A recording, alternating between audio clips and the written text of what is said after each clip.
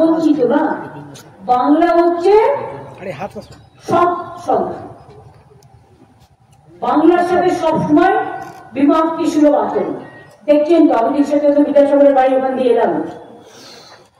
যিনি বাংলা ভাষার উৎপত্তি স্থল থেকে নারী শিক্ষা, মহিলা বিবাহ সবকিছুই করেছিলেন, বাল্য বিবাহ, রাজা রামমোহন রায়ের সতীদাহ সংস্কার, রবীন্দ্রনাথ ঠাকুরের জাতীয় সঙ্গীত, বঙ্কিমচন্দ্রের বন্দে মাতরম, নেতাজি সুভাষচন্দ্র বোসের জয় হিন্দ স্লোগান, মাতঙ্গিনী হাজরার পিঠাবলি ব্রিজ, আগে যখন ইউনাইটেড মিদনাপুর ছিল, তাম্রলিপ্ত সরকার, ভারতবর্ষে যখন 3টে স্বাধীন সরকার গঠিত হয়েছিল দেশ স্বাধীনের আগে, একটা ছিল বালিয়া, আর একটা ছিল সাতারা, আর একটা ছিল এই তাম্রলিপ্ত সরকার। সব ভুলে গেছে। এখন বলছে বাংলা ভাষায় নাকি কোনো অস্তিত্ব নাই, বাংলা বলে কোনো ভাষা নেই। আবার বলছে টুইট করে আমি কেন বলেছি তাই আমাকে ন্যাশনাল সিকিউরিটি অ্যাক্টে অ্যারেস্ট করা উচিত। আমি যা ইচ্ছে করে যা, আমি বলবই। আরেকটা কথা হচ্ছে এসআরের নামে, স্পেশাল ডিভিশনের নামে এনআরসি করার একটা প্ল্যান চলছে। সবাই কিন্তু যার ভোটার লিস্টে নাম আছে, আবার নতুন করা হবে। এমন কেউ যেন বাকি না থাকেন যে ভোটার লিস্টে নাম তুলবেন না, প্রত্যেকে নাম তুলবেন। আর যেখানে দেখবেন নাম বাদ দেওয়া হচ্ছে, সেখানে কি করে নাম তোলাতে হয় আপনারা যাবেন, দরবার করবেন। আমরা সম্পূর্ণভাবে আপনাদের সাথ করব। মানুষের নাম বাদ দিয়ে তাদের বাংলাদেশ পাঠিয়ে দেওয়া আর ইন্ডিয়ার লোকেদের বাংলাদেশি বলা,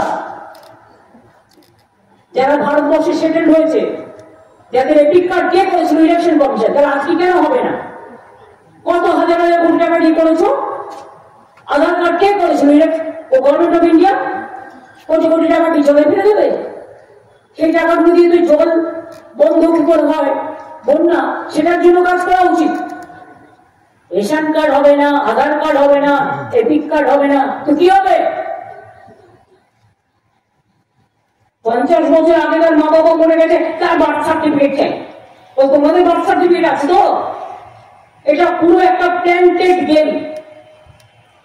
এবং প্ল্যানটা তৈরি করেছে double engine Sarkar, government of India, election কমিশনকে সাথে রেখে। আমরা এটা মানব না, আমরা এটা সইব না, আমরা এটা মানছি না। সবাইকে আমি বলবো জয় বাংলা বলে, মাধবী মাধবী বলে ভোটার লিস্টে সবাই নাম তুলবে। আমার নাম এপিক কার্ডে আছে, এই ভুলটা করবেন না, কারণ নতুন করা হচ্ছে। এটা একটা প্ল্যান মানুষকে বিতাড়িত করা। আসামে 7 লক্ষ হিন্দুদের নামও বাদ দিয়েছিল। হিন্দু, মুসলিম, মতুয়া, রাজবংশী, দলিত, আদিবাসী, মহিলা, কাউকে বাদ দেওয়া হচ্ছে না। সুতরাং এই দিকেও আপনারা নজর রাখবেন, আমরা তো নজর রাখছি। আমি কটা কথা বলে গেলাম, কারণ সাংবাদিকদের সাথে এর আগে আমার যেহেতু মিট করার সুযোগ হয়নি, আজকে আমি মেদিনীপুরে ফিরে যাবো, আর কালকে আমি ওখান থেকে ঝাড়গ্রাম যাবো। कोचबिहार में आज रेसिडेंट को एनआरसी नोटिस फिर से दिया गया है क्या? देखो असम गवर्नमेंट कैसे दे रहा है। असम गवर्नमेंट हम बंगाली में बोलेगा, आप हिंदी में ट्रांसलेट करो। अगर वो लोग बंगाली को पसंद नहीं करते तो हम बांग्ला में जरूर बोलेंगे। बांग्ला भाषाয় বলছি, এনআরসি নোটিশ রাজবংশীকে দেওয়া হয়েছে, শীল পরিবারকে দেওয়া হয়েছে, মধুয়াদের উপর অত্যাচার হয়েছে, মহারাষ্ট্রে কুচিয়ে কুচিয়ে খুন করা হয়েছে, গুজরাটে অত্যাচার হয়েছে, রাজস্থানে হয়েছে, মধ্যপ্রদেশে হয়েছে, উড়িষ্যায় হয়েছে, গুরগাঁও তো এখনো অনেকে জেলে আছে। আর এত বড় সাহস বলছে বাংলা বলে কোনো ভাষাই নেই।